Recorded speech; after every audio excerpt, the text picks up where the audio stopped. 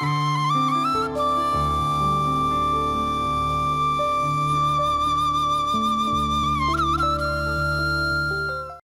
தொலைக்காட்சி பார்வையாளர்கள் எல்லோருக்கும் இனிய காலை வணக்கம்.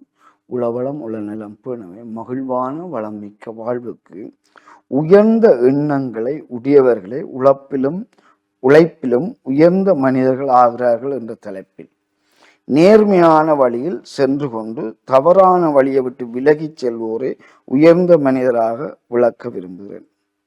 எல்லோராலும் பின்பற்றப்படுகின்றது, ஏற்றுக்கொள்ளப்படுகின்ற நல்லெண்ணங்களை நாங்கள் உயர்ந்த எண்ணங்கள்.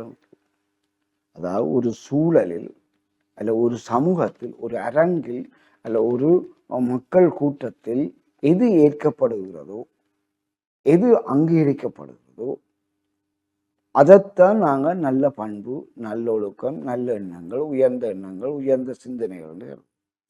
அதாவது ஒருமித்த எல்லாரோது உள்ளங்களும் ஏற்றுக்கொள்ளுதல். அந்த உயர்ந்த எண்ணங்களை யார் கை கொள்ளினமோ அவர்கள் வெற்றிகரமாக இருக்கலாம். இப்ப எல்லோரையும் ஏற்றுக்கொள்ள முடியாத நடைமுறைக்கு சாத்தியமற்ற எல்லாமே தவறான எண்ணங்கள்.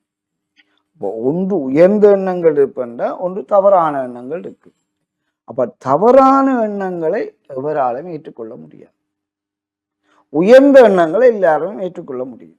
அப்போ எண்ணங்கள்ல ரெண்டு வகை இருக்கு. ஒன்று உயர்ந்த எண்ணங்கள் எல்லோராலும் ஏற்றுக்கொள்ளப்படும், தவறான எண்ணங்கள் எல்லோராலும் புறக்கணிக்கப்படும்.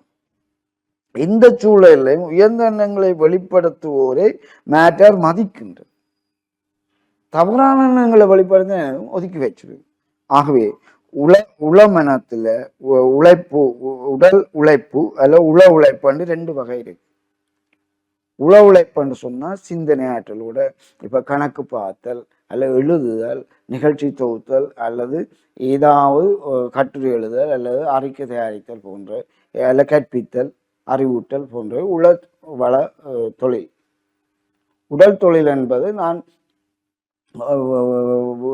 அலுவலகத்தை சுத்தப்படுத்துதல் அல்லது அலுவலகம் சார்ந்த வேலைகளை நானே ஓடி போய் செய்கிறது. உடல் சார்ந்து செய்கிற எல்லா தொழிலும் உடல் தொழில்னு சொல்றோம். எந்த இடத்திலும் நிறை குறைத்து விற்றல் என்றது பாருங்க லாபம், அது தவறான எண்ணங்கள் இருக்கும். மற்றது விலை கூட்டி விற்கிறதும் ஒரு பிரச்சனையா இருக்கும். மற்ற இன்னொரு பிரச்சனை கலப்படம் செய்தும் இருக்கும். இவை தவறான அணுகுமுறை அல்ல தவறான எண்ணங்களால இந்த தொழில் முயற்சி.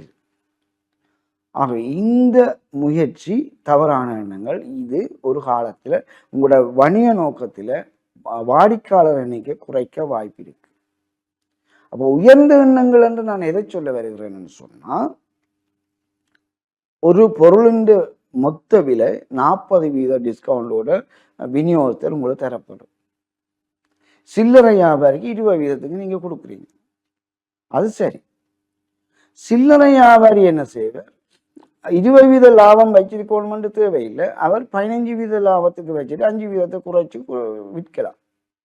அதனால நான் சில கடையில் பார்த்துக்கேன், அடிச்ச விலை 200 ரூபா வச்சாங்கன்னா 195 ரூபா சாமான் விற்கிறேன். சனம் அள்ளு ஒள்ளியா வேண்டி கொண்டு போகும். வாடிக்கையாளர் அதிகரிக்க செய்கிற, லாபம் ஈட்டுறார் அதிகரிக்கிறது. ஆகவே தன் முதலீட்டை வெளிப்படுத்தி கொண்டிருக்கு. ஆக இது அவரது உயர்ந்த எண்ணத்தை கையாளுவதனால் உயரி உழைப்பு, நன்மதிப்பு, நல்வருவாய் ஈட்டிக்கொண்டு முன்னேறுகிறார். உங்கள் உயர்ந்த எண்ணங்களை கையாளுவதனால நீங்கள் வெற்றி பெற முடியும் என்று கூறி விடைபெறுகின்றேன். நன்றி.